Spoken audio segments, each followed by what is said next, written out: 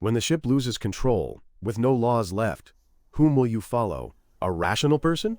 Or a strong man, willing to use violence to get what he wants? Every decision could lead to a massacre. Which side will you choose? The story begins as Earth is slowly dying. Scientists frantically search for a new planet to sustain life, and then, in 2063, they find it.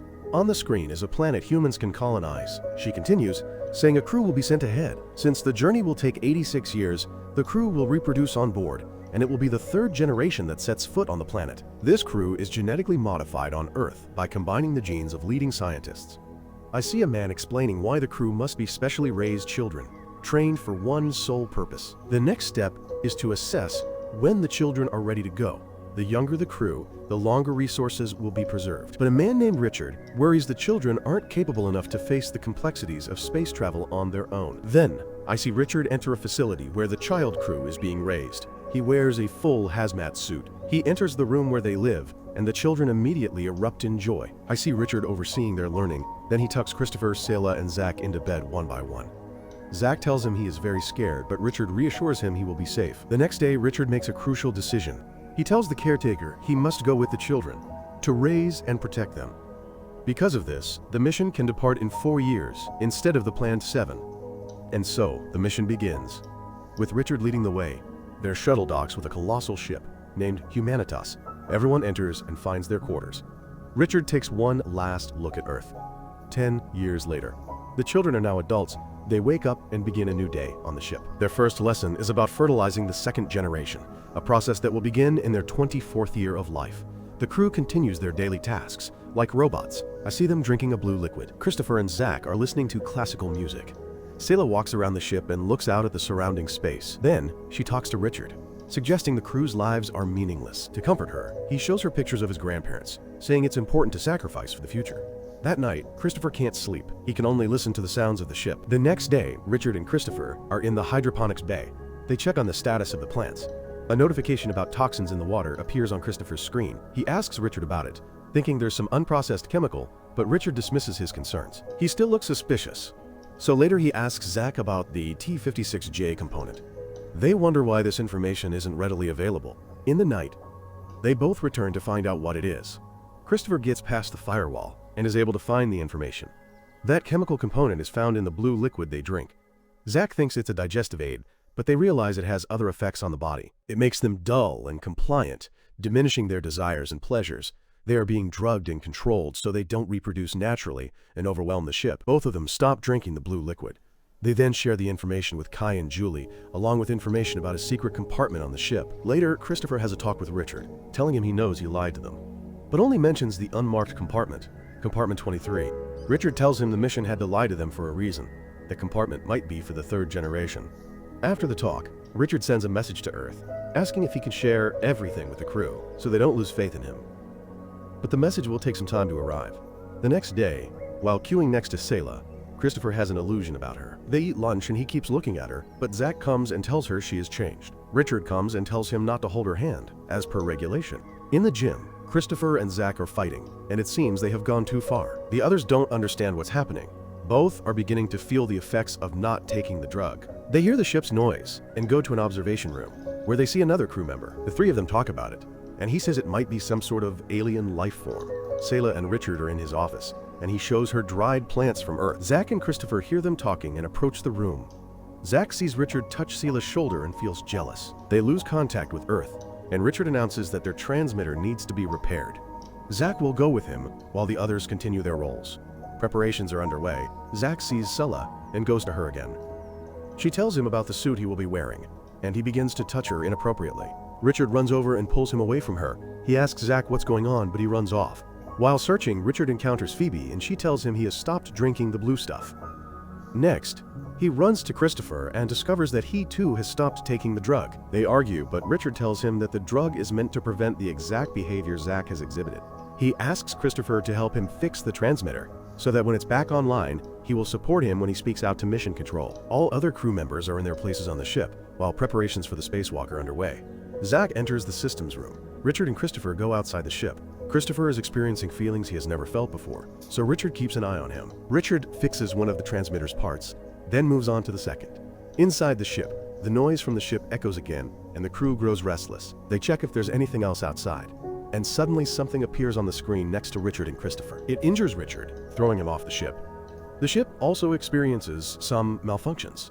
No one knows what happened. There's a fire in the systems room. Christopher brings Richard inside, and they take him to the infirmary. All sorts of errors appear, from navigation to communication. The medical team and Sela try to revive Richard, but to no avail. Sela is the medical director and declares him dead. Afterwards, the crew has a meeting, where they talk about what happened. They mention the cracking sound. One of the crew members says he saw something on the screen when it happened, that it looked like a push against Richard, as if it was an alien thing. Phoebe starts crying. Christopher comforts them, saying that if they calm down, everything will be okay. The systems reboot and the crew checks the surveillance archive, but all the footage has been deleted by the fire in the systems room. They need to elect a new interim officer. Zach says he should be in charge, but the others say they need an election. They all vote and choose Christopher as the interim officer. Zach is jealous, but still congratulates him. The first order is to repair the damage in the transmitter. He assigns the entire crew to repair other things on the ship due to the fire. The surveillance system is the last on the repair list, so they can see what happened to Richard. They hope the drives are still intact. Sela goes to his office and looks through his photos and videos. When Christopher shows up at her door, she tells him she has to destroy his personal archive, even though she doesn't want to. She shows him pictures of Richard, and they talk about the importance of parents. He asks why Richard told her about his life, thinking they might have been more than friends. But she explains he was just lonely. They go through his video logs, where he explains that he believed in the mission and how much he cared about them. Christopher is looking for the crew and finds them in the mess hall, angry that they are not in their posts. Zach tells him they are fixing the refrigerator so they don't lose food, but there's a lot of food that could spoil, so he asks if they can have a party to celebrate their new interim officer. After they eat, Kai tells the others not to drink the blue stuff, and they all pour it away. Sela and Christopher are watching Richard's videos, laughing and enjoying themselves. Christopher is increasingly drawn to her. Zach is drawn to Julie. He touches her, and she touches him back. The others are watching them. Then, I see the crew playing fight and running around the ship, having fun. They all look through Richard's personal archive. Sela finds them in her sector and tells them to leave, but they don't want to. Zach is the last to leave, telling Sela that Richard is no longer there to protect her. She goes back to the infirmary and takes a scalpel. Christopher is watching Zach, worried that he might do something to Sela, when he discovers she's in the infirmary and gets there before Zach. Zach arrives, and Christopher pretends that the two of them are being intimate with each other, so he leaves. Sela threatens him with a scalpel, not understanding his intentions. But when he says he's there to help her, she tells him to help the others, as they are losing control. Christopher leaves and finds Zach in the hallway, telling him to stay away from Sela. When they hear a strange noise again, he follows it around the ship. The others hear it too. Kai sees Julie being intimate with another crew member, so he gets angry and punches him. They fight. Later in the mess hall, Christopher tries to get the crew to behave, but they don't like it. Suddenly, the crew member Kai punched starts using a tool to hit him. Christopher stops him by hitting him too. He tells everyone to take Kai and the other person for treatment, and then meet in the common room. In the meeting, he tells everyone that the fighting must stop, and that repairs must continue. Zach challenges him, and the others think they shouldn't work as they won't reach the end of the mission. Christopher says their children will make it, and they need to support them. One of the crew members says he doesn't want to work in the systems room because the alien lives there. He thinks Christopher brought it in when Richard died. Phoebe suggests they fix the surveillance system and see what happened, but Zach dismisses her and tells Christopher to shut up. He doesn't care about the rules anymore and tries to persuade the others to his side, saying Christopher isn't the right leader. Zach thinks he should be the leader and persuades the rest to be part of his group, which will be strong enough to fight the alien if it's there. Many of the crew follow him, but some remain with Christopher. That group goes to the surveillance room to fix the system, afraid the alien might be there. Christopher enters first to check. Zach and the others wander the hallways and reach the systems room. He and Kai enter the room, unaware that Christopher is also there. They go deep into the room to find the alien. Those outside see something happening inside, and Zach and Kai run out in fear, sealing the room as they leave. They then tell the others in their group that the alien attacked them. Meanwhile, Christopher takes the surveillance drive to Sela in the infirmary. He, she, and a few others check the footage. They find the footage from the systems room and realize Zach and Kai killed Richard by electrocuting him, then lying about the alien. The group decides to keep quiet for now, until they figure out what to do. Christopher and Sela hide the drive in her room and talk about Zach. He thinks it's their true selves without the drug, but she disagrees, saying the two of them are different. He says he worries the others won't care about the truth, and perhaps he doesn't care either. Sela tells him to stay with her.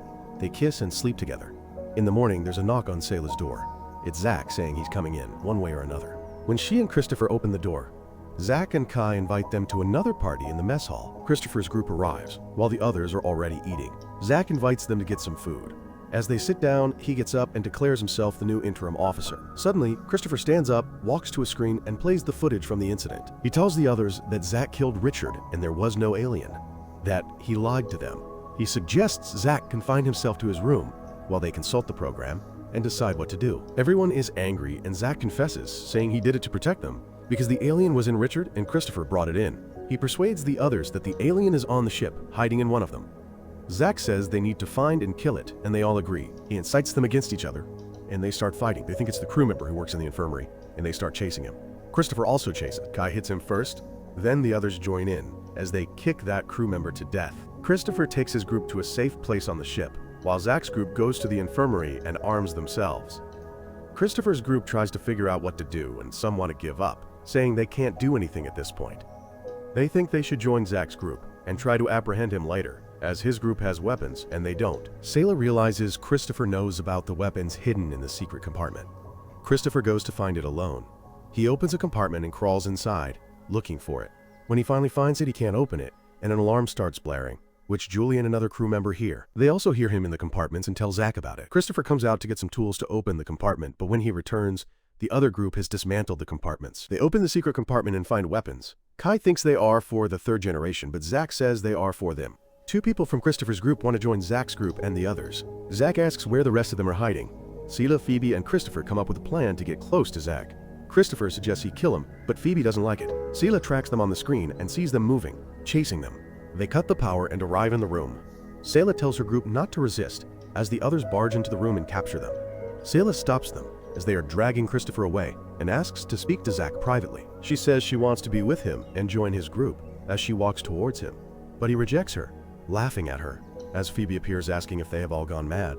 She says they can decide not to act like this, but they all tell her to shut up.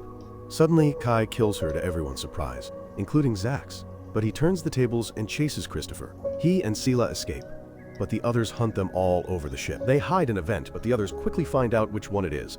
Zach shoots inside, and Julie tells him to be careful, as he is destroying their food supply. He sends one of his men to chase them to see if he can catch them, but they escape again. Suddenly, someone shoots at them, so they start looking for weapons. Christopher finds a fire extinguisher, and when Kai enters the infirmary, they disable him and accidentally kill him. Zach finds them quickly, and shoots at them as they run away. They enter an airlock, and Christopher tells Sela to put on a spacesuit. He covers the window of the airlock. When Zach arrives, he shoots without hesitation. Suddenly, he is sucked inside, because the outer hatch has been opened. He grabs Sela and goes to close the hatch, fighting with her, and eventually stabbing her with a knife. Christopher pushes him out the hatch, but as they fight, he too is sucked into space. Before Zach can close the hatch, Sela kicks him out. She finds Christopher waiting for him to return, and suddenly sees him clinging to the ship. The two of them go back inside and tell the others that Zach is gone. They put down their weapons. Sometime later, the entire crew is having lunch in the mess hall. Sela asks Christopher how to ensure something like this doesn't happen again. They listen to some recordings of Richard again, where he says no matter what terrible things happen on the mission, the survivors are proof that humans are worth saving. The crew votes for a new commander again, and they choose Sela. She records a log, where she says they will vote for everything from that point on, and they will not go back to drinking the blue stuff.